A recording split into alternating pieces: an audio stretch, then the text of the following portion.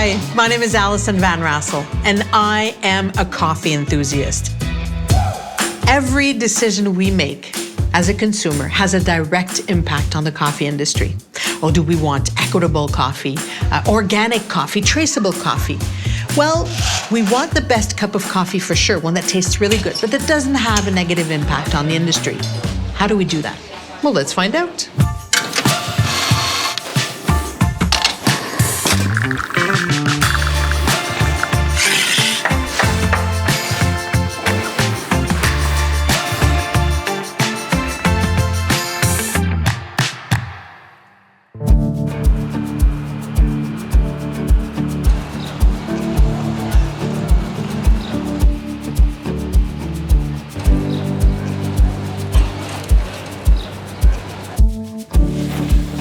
Hello, Dario. Good morning, Allison. Thank you so much for taking the time to be with me. Let's go back to basics. Yeah. What is the easiest way to understand what fair trade is? Not just coffee, but fair trade Fair overall. trade in general. Fair trade, we're talking about paying a fair price, respecting producers for their work.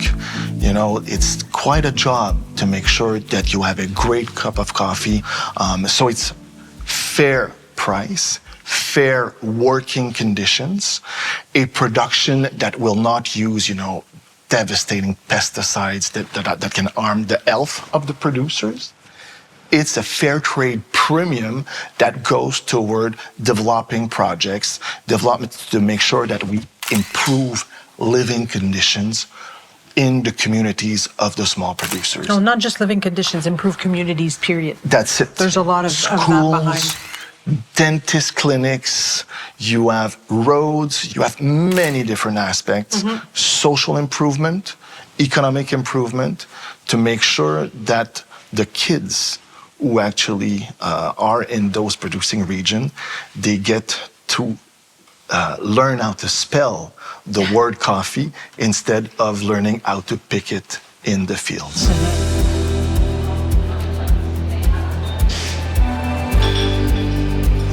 Hi, Guillaume. Hi, Allison. Why is it important to pay a higher price to the producers? I think it's just to try to give them a price that give a way to the producer to have like a sustainable living. They make coffee for a living, and sometimes they just like refound the price of producing the coffee. So buying the best price as you can, give them the opportunity to live well, to upgrade as well their equipment for production and making better coffee year after year. And it become like a symbiotic relationship with the producer and the micro roaster. It's a human relationship. Yeah, it's a human relationship. Coffee is a human relationship. Yeah, coffee is human.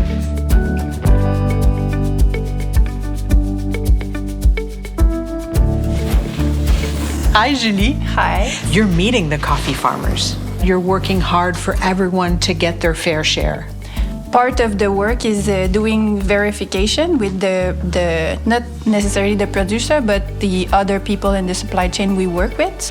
So we verify transparency in pricing, what they are actually doing in terms of helping the producer improving his farm or his yield or his quality. Sometimes it's really like a big difference from one year to another when I visit a farm. Sometimes they will have a first car. They've never had a car, and they would move the coffee with a donkey. They will renovate one part of their farm with new varietals, or there's big differences you can make if you do this properly. But yeah, it's a big market and not many people do things properly, but I think we're trying to go a bit counterculture and do it differently. How do you feel when you see that? I mean, I feel proud, but also I feel sad because that's only like a tiny portion of all the producers. And at the back of my mind, I'm always like, there's so many producers all around this area that are not supported properly. So, yeah.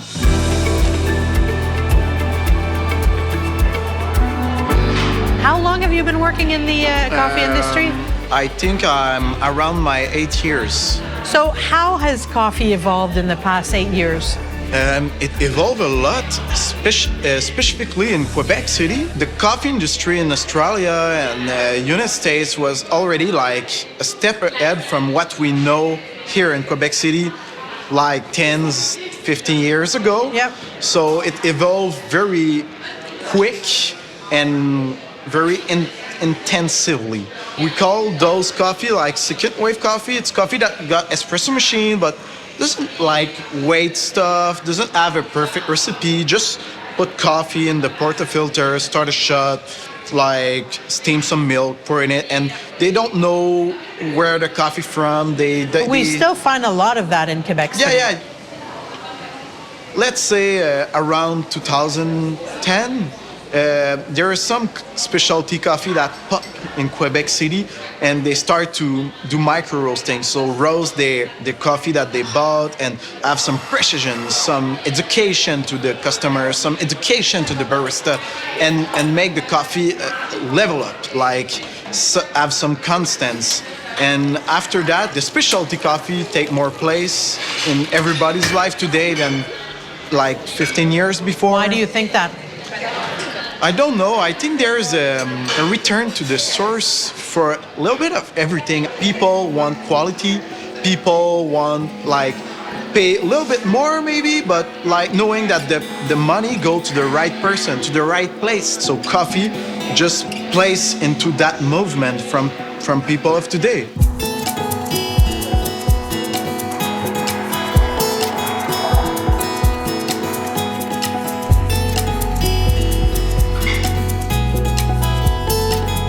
Coffee culture now today in Quebec City is expanding.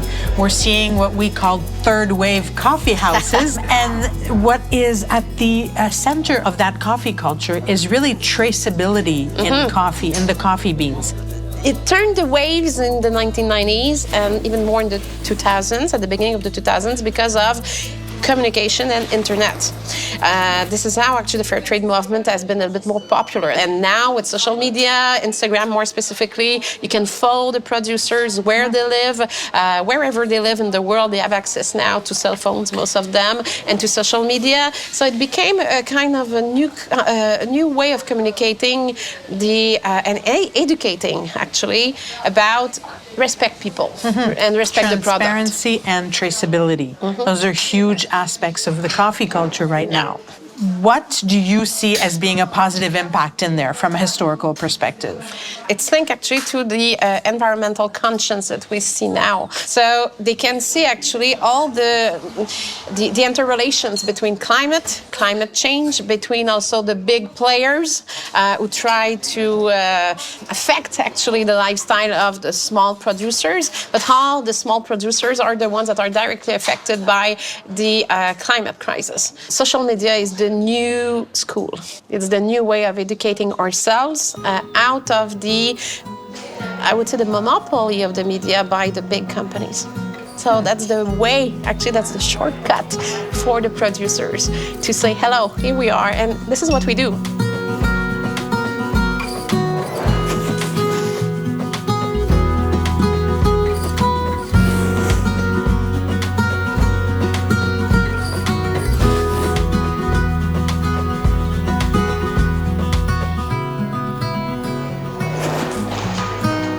How much is it hard for you to find traceable coffee, to find fair trade coffee, or to find coffee that's equitable to the producers?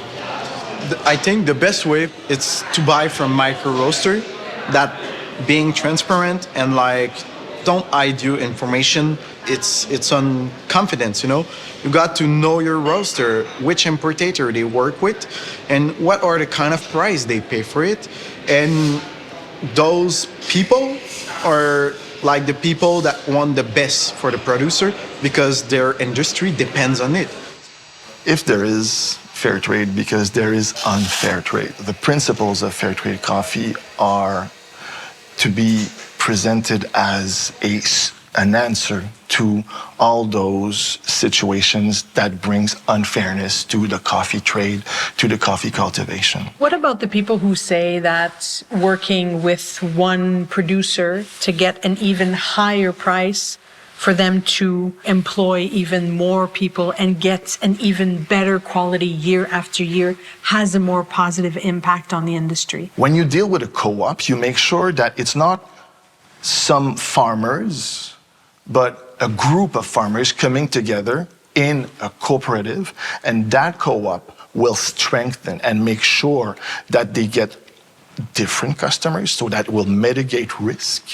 So those members will be able to get the value added of other sales as well. So what you are building with fair trade is resilience. Okay. There are many ways to have a positive impact, either socially, ecologically, and of course economically. And I'd say that there's not one way. Fair trade is not a dogma. So I really think that it's not about being in one church or another. So it's really, let's make sure that on a long-term commitment, that we improve the living conditions. And if it's through a direct trade approach or a progressive approach, perfect.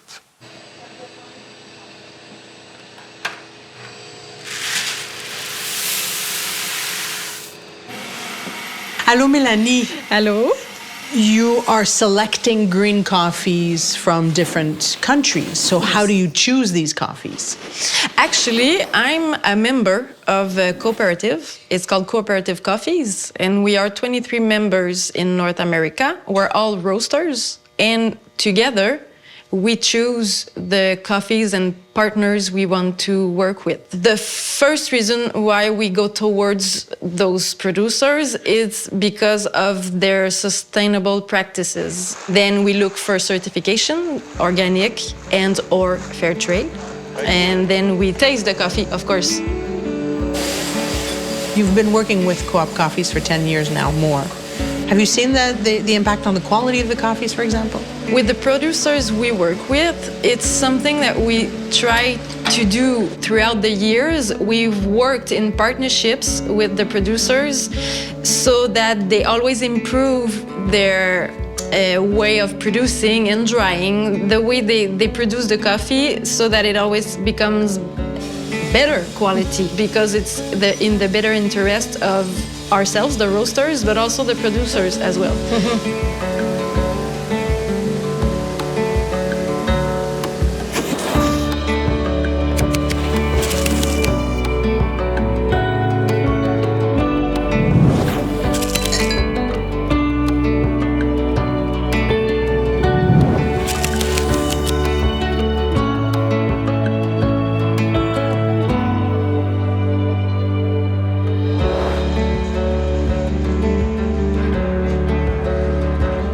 What does history tell us about the future of the coffee? Like many things linked to agriculture, I think it's a bit in the dark. I don't want to be too negative here, but the more environmental crisis we will experience all over the world, the more it will affect the coffee production, the more it will affect the price, and could even affect the taste. Because if your climate is changing, the earth is changing, so the plants will bring something different to the beans, and the beans will taste different. But at the same time, if we all work together, actually it shows how through coffee or any drink, we are all interrelated. There's an interconnection between everybody in the world. And so what we do, how we buy, affect people everywhere. And I think that conscience is enhancing. So this is the positive thing. But at the same time, if people really understand what's going on, well, they have some changes to their behavior, common behavior related to the environment if they want to help the planet. Is it a sustainable model to continue that fair trade? First of all, sustainability. Sustainability economically, socially, and ecologically. Climate change is a huge game changer. So you will have coffee producers that will have to transform, evolve, get new plants. It's wizardry. So they will need our support even more. What will happen is that we'll probably be unable to get as much coffee as we have right now. Scarcity is what we can predict. Prices will go up. And would we like to have, caffeine, or would we like to have coffee? So I think that the caffeine will not be as important. And since we will be more interested in having a real coffee quality, I think that's where sustainability comes in. I think there's always going to be great coffee available. I'm worried for the producers that don't have the means to produce these coffees and that are very affected by the climate change. I think it's going to be very difficult for many producers to sustain their farm in the next few years. But there's always going to be a market. I don't think people will stop drinking coffee. So I just think that the market will need to adapt with the challenges that they are facing in producing countries. I believe there's going to need to have some changes more globally, not just within the specialty coffee, but in the larger market industry. Consumers have the power. Exactly.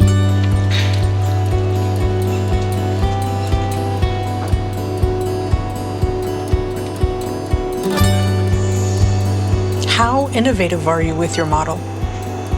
Well, I think the innovation comes from the traceability and the details and the information I gave to customers about where the coffee comes from. That's what's, I think, we have the most impact on the industry. So serving the coffee of one farm, a single variety, here in a cup with the milk of a local producer, is that innovative? It is. It is, because beside the traceability of the coffee, the traceability of all the other ingredients in the coffee is something new of an interest in coffees. Let's say that maybe in the third decade of the 21st century, the human aspect of what we're buying, we know that there is a face behind that coffee bag is even more important than what it used to be in the past decades.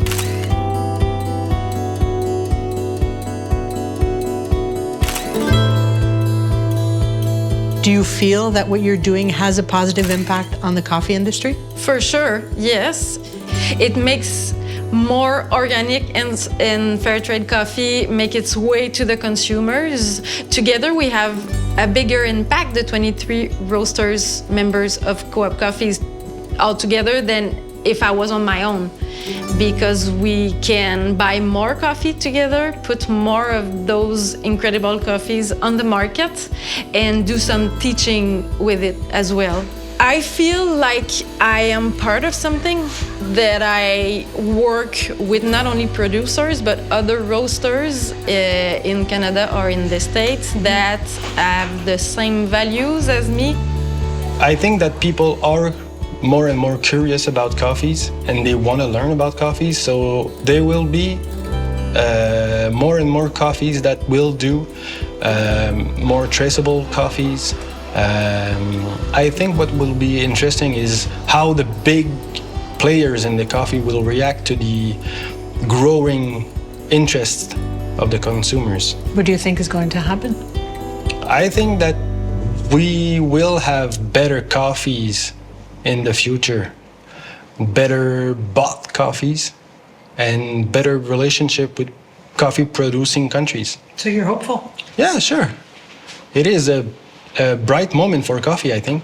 Do you think that that's a trend, or do you think that that really is an embodiment of what the future of that industry is? I think it will be the future, because we cannot continue like we did when the commercial stuff started to grow up in the, I think maybe the 50s, and it's just grew up and everything is produced in mass, and those things, those industry, it's not good for the environment. It's not good product. It's just not sustainable, you know. I hope that's not a trend, and I think people want the environment go better, want have good stuff, quality stuff. Enjoy the life that we got. It passed so quick. It's so fast, the life. So drink good coffee. Drink good coffee. It's not a trend. It's got to go that direction, I think. We got to drink good coffee. Cheers to that. Cheers. Cheers to that.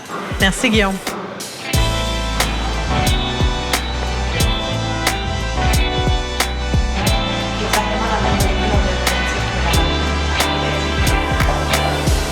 I hope I've given you the answers to those questions that I've been asking myself, but that you have been asking yourself as well. These questions that ultimately give you the opportunity to choose a better cup of coffee for the people who produce it, the people who prepare it, who distribute it, and the environment as well. Because ultimately, it all comes down to you and that pure moment of happiness in a cup of coffee.